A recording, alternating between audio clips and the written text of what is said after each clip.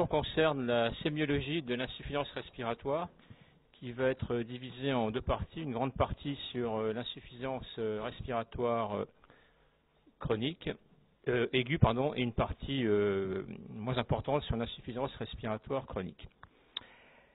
Alors, un petit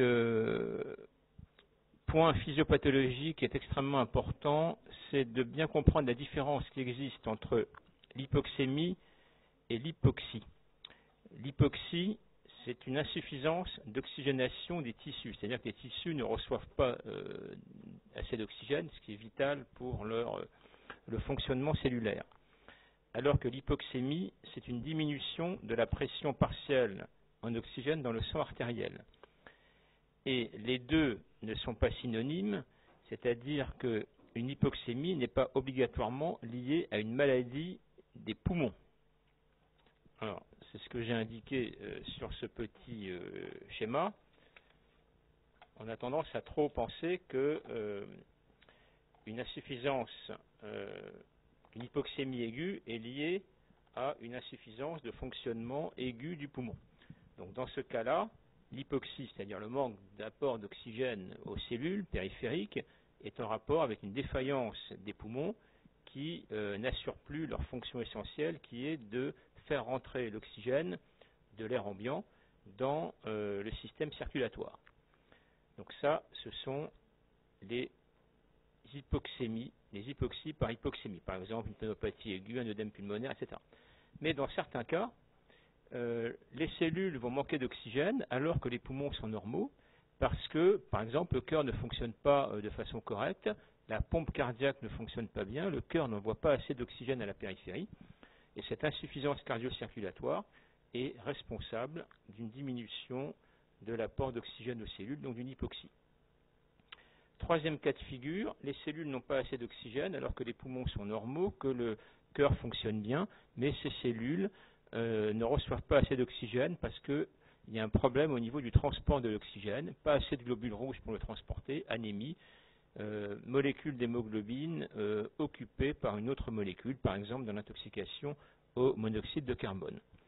Et enfin, il y a un dernier cas de figure, les cellules manquent d'oxygène alors que les poumons sont normaux, que le cœur fonctionne bien, qu'il y a un taux d'hémoglobine normal et qu'il n'y a pas d'intoxication particulière. Et dans ce cas-là, la cellule est incapable d'utiliser l'oxygène pour différentes raisons, et c'est ce que l'on voit en particulier dans le choc septique. Choc septique, ce sont des désordres hémodynamiques graves secondaires à une infection. Alors le problème se complique encore parce que dans certaines pathologies, vous avez l'association de deux mécanismes. Par exemple, dans une pneumopathie infectieuse grave, vous avez d'une part une hypoxémie aiguë, parce que l'extension pulmonaire de la pneumopathie est importante, mais également vous pouvez avoir un état de choc septique. Alors, quand on tombe par insuffisance respiratoire aiguë, c'est une détresse respiratoire aiguë, on y reviendra, donc un essoufflement aigu, une dyspnée aiguë, avec par définition une hypoxémie. Alors, j'aime pas trop les critères comme ça absolus, mais c'est quand même utile d'en avoir un, et donc là, il y a un accord pour considérer que on parle d'insuffisance respiratoire aiguë quand la PaO2 en air ambiant est inférieure à 60 mm de mercure, et ceci de façon aiguë, parce que certains insuffisants respiratoires chroniques peuvent avoir à l'état basal une PaO2 inférieure à 60 en dehors de toute décompensation aiguë. L'insuffisance respiratoire aiguë, par définition, est liée à une défaillance du système respiratoire qui est responsable d'une altération des échanges gazeux et donc dans tous les cas une baisse de la PaO2. Par contre, la PaCO2 est très variable en fonction de l'étiologie de l'insuffisance respiratoire aiguë. Elle peut être diminuée, on y reviendra, par exemple dans une pneumopathie infectieuse, elle peut au contraire être augmentée dans une décompensation aiguë d'insuffisance respiratoire chronique. Mais ce qui définit l'insuffisance respiratoire aiguë, c'est l'hypoxémie aiguë. Il y a toujours une hypoxémie aiguë. Alors, il y a différents types d'insuffisance respiratoire aiguë. Donc là, on revient un peu à la physiopathologie. Premier cas de figure, mais sur des éléments définis par des éléments sémiologiques. Insuffisance respiratoire aiguë avec une hypoxémie qui est associée à une hypocapnie. Dans l'immense majorité des cas, le mécanisme physiopathologique est un effet shunt. Alors, je sais que vous avez souvent des difficultés pour comprendre le mécanisme de l'effet shunt.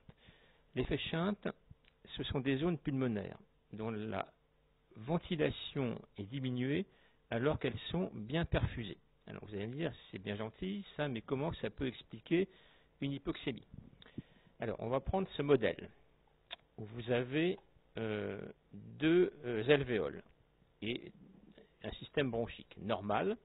Donc, la ventilation alvéolaire est normale. Vous avez ici le capillaire pulmonaire qui va s'enrichir en oxygène après son passage au niveau des alvéoles. Donc, ventilation normale. Dans le cas qui est à droite, la ventilation alvéolaire est diminuée parce qu'il y a, ce que vous avez vu tout à l'heure, par exemple une inflammation bronchique liée à un asthme aigu.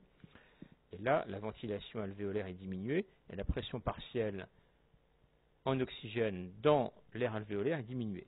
Que se passe-t-il? Eh bien, ce sang qui passe au niveau de ces alvéoles s'enrichit moins en oxygène. Donc il y a moins de petits points rouges par rapport à ce qui se passe au niveau de l'alvéole normale. Donc ce sang mal oxygéné va contaminer du sang bien oxygéné et c'est cela qu'on appelle l'effet shunt. Donc c'est une hypoxémie qui est liée au fait que certaines zones pulmonaires sont mal ventilées alors que leur perfusion est conservée. Alors vous allez me dire, on comprend assez bien l'hypoxémie, mais pourquoi l'hypocapnie? Pourquoi l'hypocapnie? Parce que on n'est pas en présence d'un phénomène homogène dans tous les poumons. Il y a des zones malades avec une hypoventilation et des zones normales sans hypoventilation. Et il va y avoir une compensation au niveau des zones normales, c'est-à-dire une hyperventilation. Et cette hyperventilation va être très efficace. Donc cette hyperventilation, son but, bien sûr, c'est de faire rentrer davantage d'oxygène dans le système vasculaire, mais elle va avoir un effet collatéral qui va être la baisse de la PCO2 dans le sang circulant, parce que le CO2 est beaucoup plus diffusible que l'oxygène. Et donc cette hyperventilation va permettre d'excréter davantage, donc là c'est dans ce sens-là, davantage de CO2. Donc c'est pour ça que dans les maladies pulmonaires aiguës par effet shunt, ou même chroniques d'ailleurs, la PCO2 est diminuée. C'est par hyperventilation compensatrice des zones pulmonaires saines. Donc retenez bien que dans cette maladie, il y a du poumon pathologique avec des zones hypoventilées bien perfusées et des zones normales avec une ventilation normale, une perfusion normale. Alors, quelles sont les causes d'un effet shunt? Alors, on va faire assez simple, parce que vous ne connaissez pas encore les différentes pathologies respiratoires, mais de façon très simple, qu'est-ce qui peut entraîner une baisse de la ventilation alvéolaire? Tout d'abord, un problème en amont, c'est-à-dire une obstruction bronchique aiguë. Par exemple, une inflammation bronchique aiguë avec un spasme, c'est ce qu'on appelle un asthme aigu grave, ou bien une exacerbation d'une bronchite chronique obstructive. Donc là, ça ne se passe pas au niveau des alvéoles, ça se passe au niveau des bronches. Mais il peut s'agir également d'une maladie aiguë des alvéoles qui sont remplies d'eau, comme dans l'œdème pulmonaire, de liquide purulent comme dans une pneumonie infectieuse, ou même de sang dans certaines pathologies caractérisées par une hémorragie alvéolaire. Donc on a vu l'effet shunt. Donc l'effet shunt, c'est la grande cause de l'insuffisance respiratoire aiguë avec hypoxémie, hypocapnie. Mais il y a un deuxième mécanisme qui est constitué par des anomalies de la diffusion alvéolo-capillaire. Donc là, les bronches et les alvéoles sont normales, mais au niveau de la barrière alvéolo-capillaire, il y a un problème, un épaississement qui va altérer la diffusion de l'oxygène des alvéoles vers les capillaires pulmonaires. C'est ce qui se passe en particulier dans ce que l'on appelle les œdèmes pulmonaires lésionnels, où il y a une atteinte de la barrière alvéolo-capillaire. Mais dans l'immense majorité des cas, c'est un effet shunt. Comme l'hypoxémie est associée à une hypocapnie réactionnelle, c'est très facile de faire un diagnostic d'effet shunt en faisant la somme de la PaO2 et de la PaCO2 qui est inférieure à 120. parce que l'hypoxémie est accompagnée d'une hypocapnie. C'est vrai également pour les anomalies de la diffusion alvéolo-capillaire. Donc là aussi, cette hypocapnie, il faut bien comprendre qu'elle est réactionnelle, elle est due à l'hyperventilation des zones pulmonaires saines. Alors, deuxième grand mécanisme de d'insuffisance respiratoire aiguë avec hypoxémie, c'est l'association d'une hypoxémie et d'une hypercapnie, qui est définie par une PaCO2 supérieure à 45. Alors, ce qu'il faut bien comprendre, c'est que là, l'altération des échanges gazeux est globale. Cette altération concerne tous les poumons, tout le système pulmonaire. Et donc, dans ces cas-là, les alvéoles dans leur ensemble, pour des raisons que nous allons voir, sont mal ventilés. Donc il ne peut pas y avoir par définition, il ne peut pas y avoir d'hyperventilation compensatrice, puisque le mécanisme physiopathologique est une hypoventilation alvéolaire globale. Et dans ce cas-là, la somme PaO2 plus PCO2 est supérieure à 120. La PaO2 diminue d'autant plus que la PCO2 augmente. C'est une hypoventilation globale. Il n'y a pas de zone pulmonaire avec une ventilation normale. Alors, qu'est-ce qui peut entraîner une hypoventilation alvéolaire globale?